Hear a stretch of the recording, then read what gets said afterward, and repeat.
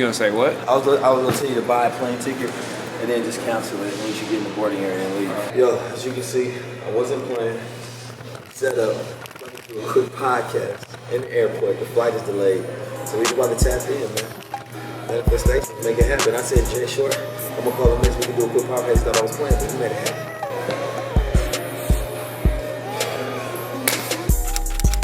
You're listening to Trap Art TV's Nothing's Random podcast, starring 19 Keys and Biamechi. Enjoy. Nothing's Random podcast. You already know what it is. Season 2.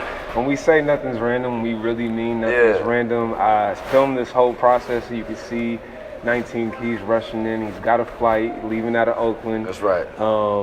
Got delayed, so he hit me up talking about let's do a podcast in the airport. That's what we're doing, man. We here, man. See the Oakland, you know. Interact with opportunity, don't react to success. What does that mean? What we're doing right now is interacting with the opportunity to take advantage of a situation, to shoot content in the airport, at the Oakland airport, and to have something that can be innovative actually be viral, or something that just becomes successful instead of waiting for somebody else to do something similar and then reacting to the success of what they've done. I'd rather be an innovator for the rest of my life than an imitator for the rest of my life. That's beautiful, man. This is Nothing Random podcast. Yeah. As such, I got to start off with a story, man. Okay. So the last podcast, if you remember, make sure you visit episode 1. I know where you're going. So we were talking about, you know, reacting positively to situations, and not only that, but not dwelling on negative situations that have already happened, because what does that do? It's like a double negative for you. You got to think about what already happened, and you're experiencing that right now, and it's preventing you from getting to that positive mindset that you want to be at, right? And so we talked about situations like, you know, a car being broken into, things like that. After the podcast wraps up, we're ready to leave, we're ready to go, ready to continue on with the evening, continue on with the day, and ready to go, and I don't have the keys in my car. I'm like, 19 Keys, you got the keys? You 19 Keys, you got the keys. I got some keys, you know what I mean? But you got the keys, I got the keys. justice, and But the keys of the car, we didn't have it. So what happened was, he accidentally left my keys from my car inside my trunk. It happens. It doesn't happen to me, but it happens. You know, it is what it is. But karma is a reciprocating energy, so you just got to be careful about the words we use. You got to be careful. Never pays us back. It's showing us that it will come. I hope it doesn't happen though. So we had to get the AAA to open up the car, and the keys ended up being there, which is a blessing. Yeah, that was a blessing. You know, because it could have been. You just got to be positive. I was happy and mad at the fact that I realized that I did leave them in there, but happy about the fact that they were in there. Right, absolutely. And so I guess like one takeaway I have with that is, I think that you got to be careful what you manifest. Right. It's like I was once told that it's not even. You know, a lot of people pray for like things that they don't want to happen. Like, dear Lord, I pray that this doesn't happen to me. But like, it's better to just pray for things that you want and things that you're like reaching to, and you know, goals that you want to achieve, as opposed to like the negatives. You know, praying against those things. Because even if you think about one thing, or even if you pray about not getting something, or like having a situation not happen, that automatically is manifesting it to happen. Because you're giving energy and attention to it, and the observer creates what they observe. That's a law of physics, quantum physics, at an atomic level. Is that what we give our energy to, we start to vibrate into existence. So when you start to think about the qualities of things that you don't want, you start to vibrate that into existence because you're getting more energy to it, so it's getting more growth. No business can be run without attention, without energy, without busyness. So if everybody in the world is paying attention to a business, then it's converting at some point in time. Like if every single person in the world know I'm in existence, I can use that much attention to convert it into capital, to convert it into resource, to convert it into influence, to convert it into power. That's what Donald Trump does. He converts attention into monetization, into power, into capital influence, into mastery over the psychology of crowds, and being able to use that. And that can be broken down in the fundamental aspect of life and understanding about when I want to change the course of a conversation with someone who's negative, you can start speaking on their positive qualities, because It is working with the law of observation. It's working with the law of enhancing that which is good. So if you have somebody that you're talking to and they just negative all the time, think about something that's genuinely true. People that are just period that just come in your life that's genuinely true about them, and try to redirect the energy on that which is positive, and that praise will actually lift up that which is good about themselves, and that is generally true for you, the person who does it. You focus on the things that you're great at, you're going to start increasing that. You focus on when you have money, you appreciating that money. Like, this is great, I got all this money. I'm going to keep circulating and getting more money. You're increasing that, you're giving energy to that, and you're circulating that. Circulation is taking that energy and bringing it back to the port of origin. But when it comes back in abundance. So if I say, Amechi, you're a very positive person, and if every person that you meet tells you that, you're going to start improving upon that till it becomes a master. You're like, wait a minute, everybody notices this about myself. I'm a speaker. When I was younger, I used to go and have to speak in front of hundreds of people. I remember one person when I was younger that told me is that afterwards he was like, that was great what you did. You were a phenomenal speaker. And I remember this person was a bit of a bully. He was an older guy. And I had to take it as genuine truth. For me, I was young, so I didn't really think about my skills and assets and talents and all those different things. But I was like, that was interesting. And then when another person said it, I said, I must be really good at this thing. Because it is affecting people I know have no reason to lie to me. So then I said, if you have a skill, it's something that you should improve upon so that you can use it to actually change the world in some form, way, or manner, however you want to do that. So I'm speaking very fast because I got to go get on this airplane in a little bit, and I think that we should probably put a little timer down there so that it starts at 9 o'clock and then it ends at 9:30 so people can see exactly how much time that we got to go. Now, end of the facts, and I'm speaking about Brother Rizza now. I do have the ability to draw within inside from the neural connections that I curated from a certain pattern of thinking that I have from the vocabulary that I can actually attain to because I'm a freestyle individual. Now, oftentimes I don't like to speak this fast. I like to speak more so like Dr. Wesley. Dr. Wesley thinks about everything he says before he said it because it's almost as if he's writing history and he don't want to be on the wrong side of history as a scholar to make sure that everything he says is real because there's people who would scrutinize the words that are being said. So I'm a person that takes time to articulate myself now when I used to be a much faster speaker. Now I know something about Rizza, it's getting off track, but I guess nothing is random, is that he downloads a lot of information. So when he speaks, he is able to spew it out fast. Because that's at the prefrontal cortex of his brain, and he has it right there to where he can extrapolate that information and he can give it to you, which brings back to the point of the last episode, which I wanted to bring up, is that you can tell by what a person is reading, by how a lot of times, by what they're talking about, like now, and how great they are at like really pulling that information out. So to your point, when we were talking about not reading things until you're ready to use them, that can be a great tool, because when I speak, I'll often take all of my speaking points and I read them over right before the speech, right before. I want them to, and then I let go of it. Right. Because that's two interacting brains. When you are choking up on something, that means that you are having your remembering brain and I remember, or my speaking brain, and they trip up the circuitry. And then both of your brains are trying to act at once, and it's like nothing is getting through. So you choke up. So for me, if you're going to be a speaker or do something, download the information, but then let go of that. And then when you speak, it's going to automatically be there, so you don't have to try to give me the information and speak it. It's like when you freestyle, just freestyle. Don't think about what you're going to say, just say it. Your brain is already working in a manner to where it's much faster than you can even think of. Thought is way faster than sound. So don't worry about the thinking part, just produce the sound. Two of my favorite places in the world, man, are gyms and airports. Okay. Why? Gyms, because when you go to a gym, everybody's working. You got the bag. Airport bag. When you go to a gym, everybody's working to improve themselves. Right. It might be because, they want to get in shape to impress the girl. It might be, but they're all working to improve themselves, to get in shape, physically. I respect that. I love that energy of being in the gym. Airports, because everybody is going to or from somewhere. It's like this energy of excitement, or I'm coming back to see my family and my kids, or whatever it is, but there's this energy of I'm going somewhere, I'm coming back home. And I love that energy. You're right now going to Los Angeles. Yeah.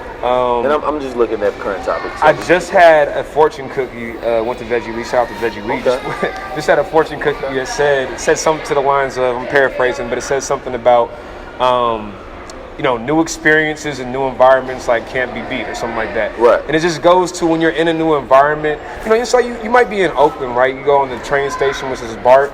You be on BART your whole life. You understand what BART is. You know it. It's like the back of your hand. You go to Houston, you go on their train system. It's like, oh, this is a dope train system. Like it's clean. It got the doors open like this, but it's just a train system, Right. When you go into a new city, you look at everything with these new eyes of like, being a kid and having that curious vibe and that like wanting to know what this is and wanting to know what that is. And I think that's like something that we have to tap into regardless of where we're at, because like life should be exciting. That's how life should be. I think you should be a tourist in your own city. And I think that a lot of times that people forget to appreciate the gems that's in their city. When I go to people's cities, sometimes I'll be showing them something like, damn, that's my city. I didn't know that was there. You're not a tourist in your city. You're not looking for things to appreciate. You're not looking for the beauty and the architecture. And that's kind of how it is in people's lives. If you got to be a tourist in your own life, like you have things that's beautiful about your life that the average person wish they would live in. And it can be from you taking granted your spouse that you with, the house that you live in, the job or the business that you have, or just the functionality that you have in society. You have to be a tourist in your own life to continue to appreciate the things that's around you or the things that's in you. Because I can de-appreciate myself by forgetting to evaluate myself and value myself, to be like, the average person can't speak with this quality. The average person can't move and just manifest things. Like, I have to constantly remind myself to count those goddamn blessings. I got to be a tourist in my life and just be like, wow, this is amazing. Look what you built up in here. This is amazing. So you have to learn how to be a tourist in your own life, to continuously be captivated by the beauty that is in your life. Because when you go to another city, everything just, wow. Walking to your own house and your own room and your accomplishments and your life and your beauty and your essence and your dreams and your thoughts and your abilities, and just be like, wow, I'm me. Like, I get to wake up every day and live my life. Damn, I'm a tourist in my life. I appreciate what I go through. I appreciate the beauty in my life all the time, and I'm never going to depreciate the architecture of what I built. I built this from my thoughts. So I'm appreciating the architect, which is me, my mind. Your mind is the architect of your life that you build. You understand me? Right there. That's a key. You understand me? I'm going to take this clip and I'm going to drop it on Instagram. That's the key. That's how my brother Red Pill be giving me. You know what I'm talking about? I just got off the live with him. So you understand me? He got me in that mode. But yes, it's very important that you become the architect. I keep saying architect. You become the architect in your own life, but you have to appreciate what you built. You have to appreciate the mind that was able to put together the blueprint, find the resources, find the construction, all of that, and then be a tourist in your own life for what you built, and continue to be wowed at your journey and your development. What you think about that? I think it's a beautiful thing, man. That's what you have to do. You have to manifest the situation that you want, man. You got to like really bring that to realization. What exactly? You moved back now, right? Yeah. Move back. Get out of the way. Make sure we got this. That's that 19 keys bag right there. Where we at right now? 9:18. So we still got a little bit of time. We got some minutes. What do you want to hit on right now? We only got I was trying to find some current topics. You know, we talked about voters and stuff yesterday. We did the Kanye, the Donald Trump, the blah, blah, blah. I wanted to hit something current topic. I was looking at Forbes to see if they had something. They ain't got nothing interesting. Let's check over here to the black source of information. What's going on in hip-hop right now? Anything good? Music rules the world. Well, we were watching a few music videos last night, and it always gives me like a peek into like what's going on with music these days. And there's a lot of rappers, man. It's kind of out of my control. It's one of those things where it's like it's something I grew up.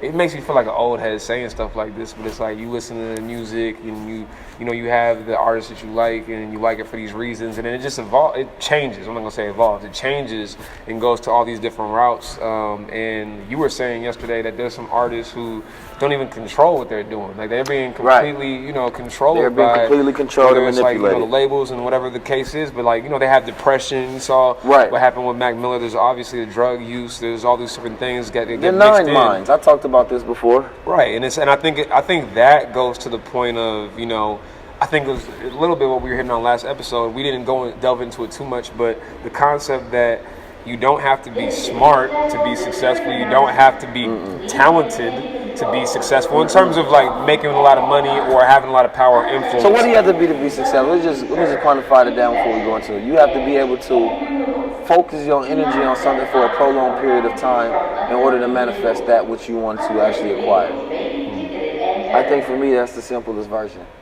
Yeah, and I think, but if that is the definition, and we take an example of a rapper who maybe wants to be a rapper, but then they get controlled and get led away in different, like them, is that even really successful? Well, success in the fact that they were able to accomplish the goal of becoming the rapper, but now not being fulfilled in the fact that they don't have power over their own energy and their own influence. And maybe it's, and what a lot of people do, you have a success goal, versus fulfillment, of course. Absolutely, and maybe you have a goal to get to a certain point, but maybe you should be thinking bigger and like not only getting to that point, but maintaining it, or like what's the next after that? What's the next step? And like when you get to that point, then what's the next goal? Or what, I think a lot of times people get to that point, and then what? It's like you have this apex of just success or whatever it may be, and then you can come crashing down because you're not you're not equipped to deal with that and motivated to get to that next point. And that's because people have small minds and they have destinations that set. I want to become a rapper to get me some money to help my family move out, or grab me some fame so I can have sex with more women, or impress the homies, or whatever it may be. They don't have any global or international mindset expanded beyond their small goals. And this becomes a problem because those who help them acquire these goals, they understand that like, oh, this person only wants this. As long as we satisfy that small thing that they want, let us control everything else about your image, your life. I don't care. Like, they don't care. They're impressioning young minds to develop liabilities, to develop habits that's not good for them later on down the line. Why? Because they were just one of those young minds that were living a lifestyle of liability and oppression and poverty and things of that nature. So for them, getting out of that is their success. And they look at everybody else who talk about them like, well, shit, you wasn't helping me when I was doing bad, so you can't talk about me while I'm doing good. And there's an understanding factor in that, but we have to be the type that, for one, we don't just destroy our youth. And we talked about this before in podcasts earlier in the seasons, is that it's not about destroying the youth, but it's about help guide them to the right way, because that's what these CEOs of these companies doing. That's what their PR and their AR and all these people are doing, is they're the ones guiding them. It's just that from their mind and their intent, what they're guiding them to do is not good for us as a collective, as a whole. And that's why I grade people, of course. It's never about their individual accomplishments, but about what they add to the collective. And when we look at your individual accomplishments and what it brings to the collective, if it's not something good, then you failed. You thought you was only successful at one part of your journey, which was getting you from point A to point B. But when it comes to anything else, you failed. You're a failure because you're not adding to the collective. Now, that's how I choose to grade success, is what you added to the collective by what you're able to accomplish in life. And so if it's not good for the collective, then it's not good at all. Like, yes, you one person out of a billion, that's cool, but what are you doing when we look at the movie script of Black liberation, freedom, justice, and equality? How is the role that you playing in this movie going to be helping us write the script to where we actually have a good ending, so that the next generation, our descendants, get to live with the results of our work that we've done, and they can say thank you, because we are now because we are someone's ancestors. And what we do, it matters, because we will create the world for our descendants. And so the work that we do right now has to have a quantitative, perspective to where a person could be like, wow, Grandpa Keys did this, and this is why I'm able to live in this wealth. Grandpa Keys was laying down the foundation where people were talking bad about him, saying that he shouldn't do it this way, he shouldn't do that, but he had enough vision to know that he had good intent, and he did it with a specific intent to make sure that he actually laid the foundation for us so that we can live as his descendants and enjoy the fruits of his labor, not so that he can rob us and spoil us of adversity, but so that we won't have to go through the same thing, which is only repeating history, but we get to write a new history and focus on our dreams instead of the nightmares. Absolutely, that's what it's about. And I also wanted to give a shout out to one of the shifters, Pop Darby. I was on his Instagram, and I saw an interesting post he had about a scenario. You have $100,000. You can put a down payment on 5 houses for $20,000 each, or you can just get the whole 100% of the down payment or 100% of the payment in general to get the house, $100,000 for one house. Basically, it's an option. What do you want to do? What would you do? Spend $100,000 for one house and it's yours. You don't have to make any more payments, or spend $20,000, 5 separate $20,000 down payments on 5 different properties. What would you do? And I thought it was very interesting because in the comment section, there was somebody who said, I would put 3 $20,000 down payments on homes and then use that remaining $40,000 for the management of the properties and to put into some. They were, basically the whole thing was they made their own answer. Out of there's 2 options, they made their own answer. And I love when people do things like that. You always have especially here in Silicon Valley, you hear the interviews at Google and all these type of companies. That you always hear that they give you these scenarios like how many bricks are in this. It's not really questions. Real binary. Exactly. Those type of questions that get you to think. I love that because I think we have to get in the mindset of not accepting what's given to us, just in general. Just because there's 2 options. No, I'm gonna make my own options. Right. I don't care what that's what paradigm shifting is. I don't care what the options are. I'm gonna do it my way. Man. This is from this scenario. This is my way of doing it, and I think we all gotta do a better job of that. I had this conversation with somebody earlier this morning and got a little heated because they've been presenting me with a particular option my whole life and a particular way of doing things, and I had to tell them that's not how I'm going to do things. I have a new mind. I'm going to get new results, and then I had to ask them, is that okay? What you want me to do? I'm asking you, what results you want me to get? It's like, let's say your parents want you to you go to church or something. And it's like, okay, why do you want me to go to church? And if they explain, okay, I want you to go to church to get closer to Jesus. Well, then you ask them, is that the only place I can get closer to Jesus?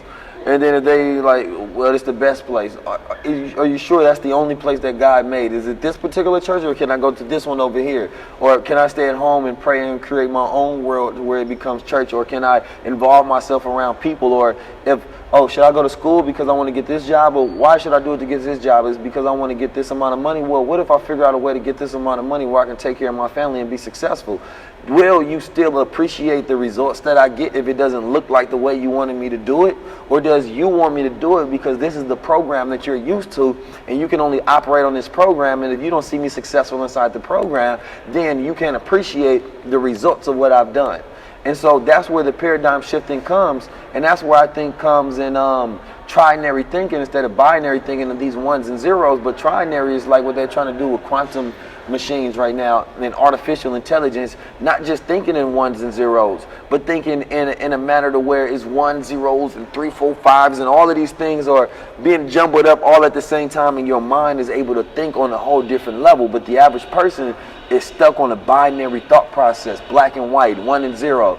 No, my mind is thinking 1 0, 19, 16, 24, 1 0, 35. It is putting all of these connections together and saying that I want to figure out what results that I can get, because what they're going to say, what they're saying with these quantum machines or these artificial intelligence machines is you're going to throw everything in there and it's going to give you every possible answer that it can spit out based on it calculating with the algorithms every possible result that can happen. And these new minds of these children, because of technology, because of experience, because of wisdom, because of elders and youngers and all these different things, are allowing us to operate on this trinary level now.